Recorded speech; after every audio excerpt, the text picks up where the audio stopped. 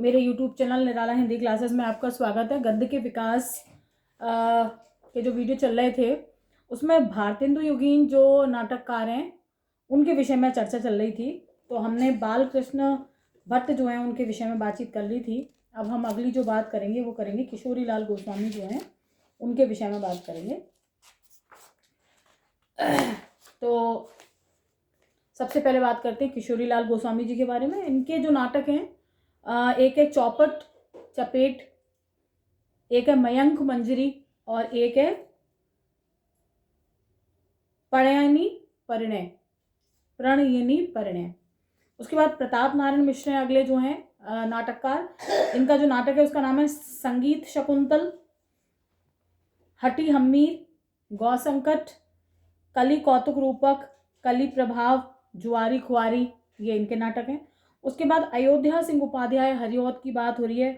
प्रद्युमन विजय व्यायोग, श्री रुक्मणी परिणय, ये इनके नाटक हैं। और उसके बाद माखनलाल चतुर्वेदी कर्णार्जुन युद्ध। उसके बाद बद्री नारायण चौधरी प्रेमघन, भारत सौभाग्य। इस नाटक में सरस्वती, लक्ष्मी और दुर्गा का भारत से प्रस्थान दिखाने का जो काम है वो किया गया है। उसके बाद प्रयाग रामागमन और एक और है उसका नाम है वीरांगना रहस्य महानाटक।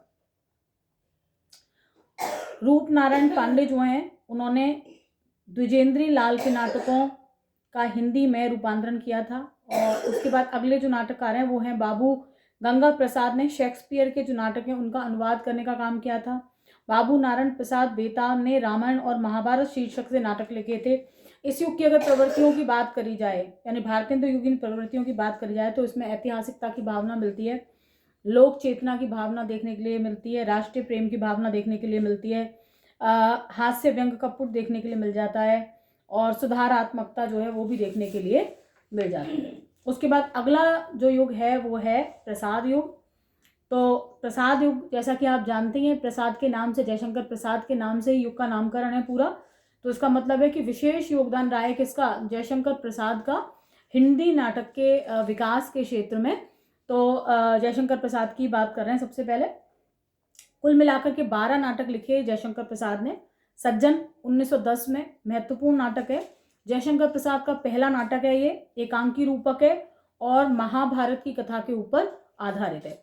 दूसरी बात कर रहे हैं दूसरे नाटक की, कल्याणी परिणय 1912 में लिखा गया, 1912 ईस्वी में लिखा गया। ये भी एक एकांकी रूपक है। यह नाटक चंद्रगुप्त नाटक का प्रारंभिक स्वरूप उत्पन्न करता है और चंद्रगुप्त मौर्य का सेल्यूकस से युद्ध और कार्लेनिया से उनका जो विवाह है इस नाटक का कथानक है। उसके बाद अगला जो बात कर रहे हैं वो है प्रायश्चित की बात कर रहे हैं। 1914 ईस्वी में लिखा गया प्रायश्चित। यह भी एक एकांकी रूपक है। इसमें जयचंद और पृथ्वीराज के मध्य की युद्ध को दिखाया गया है और साथ में जयचंद के द्वारा पृथ्वीराज की मृत्यु पर पश्चाताप जो है उसको करते हुए दिखाया गया है। उसके बाद अगला नाटक है जिसका नाम है राजश्री, 1915 ईस्वी में लिखा गया है। इसमें वर्धन वंश जो है उसकी पृष्ठभूमि को दर्शाया गया है। मुख्य पात्र राज्यवर्धन है। राजश्री नाटक 2 संस्करणों में प्रकाशित हुआ है। दूसरे संस्करण जो है उसमें पुलिकेशिन और सूरमा आदि जो पात्र हैं उनको बढ़ाया गया था इस नाटक में। तो ये है राजश्री 1915 में। उसके बाद विशाखा है 1921 ईस्वी में। कलहन की राजतरंगिणी है, उसके प्रथम अंश पर आधारित है। मुख्य पात्रों की बात करें तो चंद्रलेखा है, राजा नरदेव हैं और महापिंगल जो हैं वो इसके मुख्य पात्र हैं। और अगला जो नाटक है उसकी बात करें तो अजातशत्रु है, 1922 में लिखा गया है। मुख्य पात्र करायण है, बंदुल है, मल्लिका है, मागंधी है, छलना है, शक्तिमती है, वृद्धक है, ये इनके मुख्य पात्र हैं। उसके बाद अगले हैं कामना, नाटक का नाम है, 1923 से 24 ईस्वी के मध्य लिखा गया है और 1927 में ये प्रकाशित हुआ। यह संस्कृत के प्रबोध चंद्रोदय की शैली में लिखा गया नाटक है इनका, जयशंकर प्रसाद का। प्रतीकात्मक नाटक आप कह सकते हैं इसको। इनके यदि प्रमुख पात्रों की बात करी जाए तो विलास है, विवेक है, कामना है, संतोष है और लालसा, ये इसके मुख्य पात्र हैं। अगली बात कर रहे हैं जन्मेजय का नागयज्ञ, 1926 ईस्वी में लिखा गया जयशंकर प्रसाद का नाटक है। प्रसाद जी का एकमात्र नाटक है जिसमें प्रधान नायक तीसरे दृश्य में प्रवेश करता है, यानी कि 2 दृश्यों में नायक नहीं है और तीसरे दृश्य में प्रवेश करता है।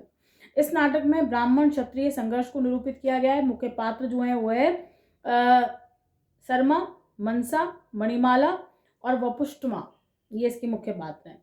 स्कंदगुप्त की बात करें तो 1928 ईस्वी में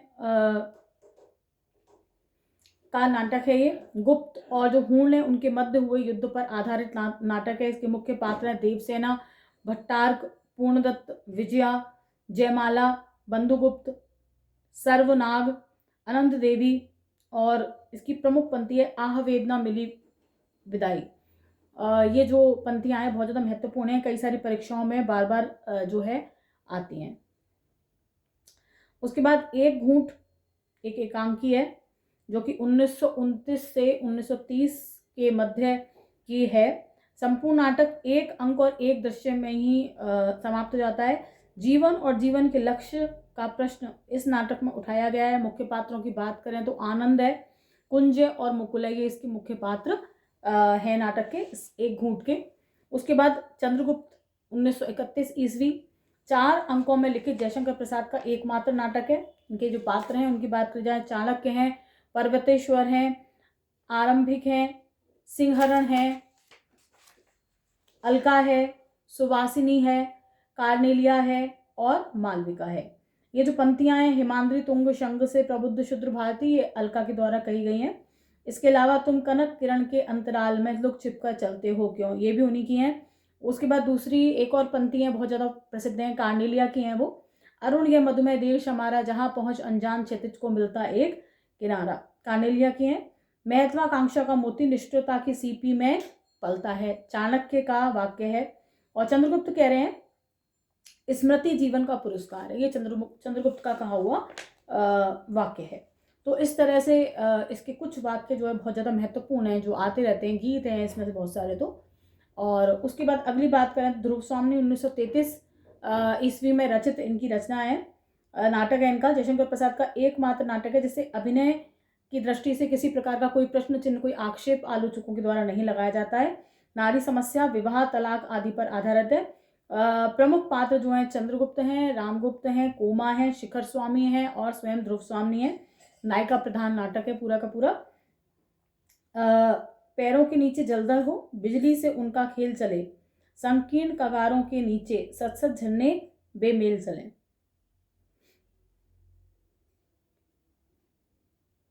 कान्नो और एक घूंट नाटक जो है, इनको छोड़कर प्रसाद के सभी नाटक ऐतिहासिक हैं। रंगमंच के विषय में जयशंकर प्रसाद का विचार था कि नाटक रंगमंच के अनुकूल न लिखे जाएं, अपितु रंगमंच नाटक के अनुकूल होना चाहिए। तो इसी कारण उनके अधिकांश नाटक जो हैं वो काफ़ी वैभव, भव्यता, बहुत सारे पात्र, गीत ढेर सारे, वो सब उनसे एकदम लवरेज हैं उनके नाटक। अगले जो नाटककार हैं इस युग के, हरिकृष्ण प्रेमी महत्वपूर्ण हैं। इनके नाटकों में हिंदू मुस्लिम एकता का प्रयास रहा। इनके जो नाटक हैं, महत्वपूर्ण नाटक उनकी बात कर रहे हैं अपन। रक्षाबंधन है, शिव साधना बहुत इंपॉर्टेंट है इनका, प्रतिशोध इंपॉर्टेंट है, स्वप्न भंग वेरी वेरी मोस्ट है, आहुति वेरी वेरी मोस्ट है, विषपान है, उद्धार है, शपथ है, विजय स्तंभ है, कीर्ति स्तंभ है, संरक्षक है, विदा है, आन का मान, अमृत पुत्री, छाया बंधन, स्वर्ण विहान, सांपों की सृष्टि, ये सब इन्हीं के नाटक हैं। उसके बाद अगले हैं अमृतलाल वर्मा, सेनापति उदल, फूलों की बोली, पूर्व की ओर। इस नाटक में निकोबार और बोर्निया द्वीप की संस्कृति को निरूपित किया गया है। बांस की फांस, हंस, मयूर, बीरबल, ललित विक्रम, शगुन, नीलकंठ, केवल, निस्तार, देखा देखी, ये सब इनके नाटक हैं। मैथिली शरण गुप्त की बात कर रहे हैं, अनंत, चंद्रहास, तिलोत्तमा बहुत ज़्यादा महत्वपूर्ण है। गुप्त जी अचिंतित थे, इस लाइन में आप अगर करेंगे तो आ मतलब अनंत, चिंतित का चा मतलब चंद्रहास और ती से तिलोत्तमा। तो गुप्त जी चिंतित थे, अगर आप याद कर लेंगे तो आपको नाटकों के नाम भी आसानी से याद हो जाएंगे। उसके बाद अगली बात कर रहे हैं लक्ष्मी नारायण लाल जो हैं, उन्होंने राजयोग से संन्यास लेकर राक्षस के मंदिर में आधी रात सिंदूर की होली खेली। लक्ष्मी नारायण लाल जो हैं उनके नाटकों को याद करने का ये एक मंत्र आपको दे रही हूँ मैं, जिससे आपको बहुत ही आसानी से आप उसको याद कर सकते हैं। लक्ष्मी नारायण लाल, देख लें एक बार। लक्ष्मी नारायण मिश्र समस्या मूलक नाटककार माने जाते हैं। पहला नाटक है उनका सन्यासी, दूसरा है मुक्ति का रहस्य, नारद की वीणा, अशोक, राक्षस का मंदिर, राजयोग, आधी रात, सिंदूर की होली, अपराजिता, चक्रव्यूह, गरुण ध्वज, वत्सराज, विस्तस्ता की लहरें, ये उन्हीं के नाटक हैं, महत्वपूर्ण है। इसके अलावा राम नरेश त्रिपाठी हैं, सुभद्रा, जयंत, ये इनके नाटक है राम नरेश त्रिपाठी के। मुक्ति मुंशी प्रेमचंद हैं, करबला है, संग्राम है, बलिवेदी है, ये 3 हैं। अगर आप इनके नाटकों को आसानी से याद करना चाहते हैं उसके लिए एक ट्रिक आपके लिए बता रही हूँ मैं। आप प्रेमचंद जी ने करबला संग्राम में बलि दी, करबला आ गया, संग्राम आ गया, बलि की बेदी, बलि दी मतलब बलि की बेदी, तो इस तरह से आप याद कर सकते हैं, इसको आसान है। प्रेमचंद जी ने करबला संग्राम में बलि दी। आचार्य चतुर्सेन शास्त्री, उत्सर्ग और अमर सिंह राठौर, 2 ही नाटक इनके हैं। उसके बाद बात करें सेठ गोविंद दास की, सामाजिक नाटककार माने गए हैं सेठ गोविंद दास। उषा, प्रकाश, स्वातंत्र्य, सिद्धांत, सेवापत्र, संतोष, कहाँ, त्याग और ग्रहण, बड़ा पापी कौन, सुख किसमें, महत्व किसे, गरीबी या अमीरी, हर्ष, कुलीनता, शशि गुप्त, अशोक, शेरशाह, कर्तव्य, चतुष्टय, ये सब इनके नाटक हैं। ज़्यादातर एक पात्र वाले नाटकों का संग्रह है इनका, जितने भी नाटक हैं। पांडे विचन शर्मा उग्र की बात कर रहे हैं, महात्मा ईसा, डिक्टेटर, चुंबन, ये सब इनके नाटक हैं। सुदर्शन, अंजना, भाग्यचक्र, ऑनरेरी मजिस्ट्रेट, ये इनके नाटक हैं सुदर्शन के। अगली बात हो रही है उदय शंकर भट्ट की, दादर, अंबा सागर, अंबाए, सागर विजय, मुक्तिपथ है, विक्रमादित्य, कमलाए, मत्स्यगंधाए, राजाए, एकला चलोरे, कालिदास है। दोनों इनके लास्ट के जो हैं वो रेडियो नाटक हैं, एकला चलोरे और कालिदास। उसके बाद अगले हैं गोविंद बल्लभ पंत की बात कर रहे हैं तो वरमाला, राजमुकुट, अधूरी मूर्ति, अंगूर की बेटी, विषकन्या, स्वजाता, काशी का जुलाहा, कबीर के जीवन पर आधारित नाटक है जो 1981 ईस्वी में प्रकाशित हुआ था, काशी का जुलाहा। उसके बाद अगर आप इनके नाटकों को याद करना चाहें तो उसके लिए एक बहुत अच्छी ट्रिक है आपके लिए, विषकन्या से अंगूर, वरमाला तथा अधूरा राज लेने गोविंद जी काशी गए, तो आप बहुत आसानी से याद कर पाएंगे इसको। लगभग सभी नाटकों के नाम इसमें आ जाते हैं आपके। फिर उसके बाद बात कर रहे हैं रामधारी सिंह दिनकर की, मगध महिमा, गीति नाट्य है एक, सुमित्रा नंदन पंत, शिल्पी है, सौवर्ण है, रजशिखर है, ज्योत्सना है, फूलों का देश है, उत्तर सती है, शुभ्र पुरुष है, विद्युत वसना है, सरत चेतना है, अप्सरा है, ये सब नाटक सुमित्रा नंदन पंत के हैं। अब दोबारा बात हो रही है उपेंद्र नाथ अश्क की। अगले नाटककार हैं उपेंद्र नाथ अश्क।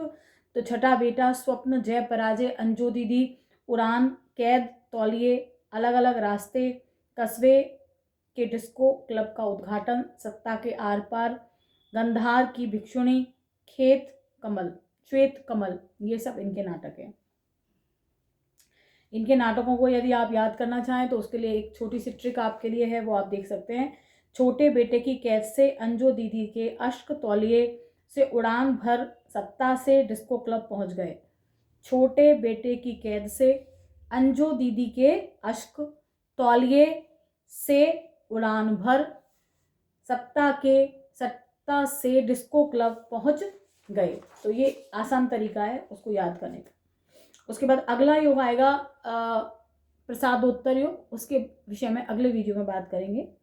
और एक एक करके पहले नाटकों की बात कर लेते हैं, फिर कहानी, एकांकी, रिपोर्टाज, संस्मरण सब एक एक करके ले लेंगे, जिससे कि आपको समझने में आसानी होगी और थोड़ा सा जो मुख्य नाटक हैं उनके नाम आपके सामने आ जाएंगे, तो वो भी अपने आप में बड़ी बात है। कुछ महत्वपूर्ण है उनको बताया जा रहा है आपको कि महत्वपूर्ण नाटक हैं, नाटककार हैं, तो उन्हें आप विशेष रूप से देख सकते हैं।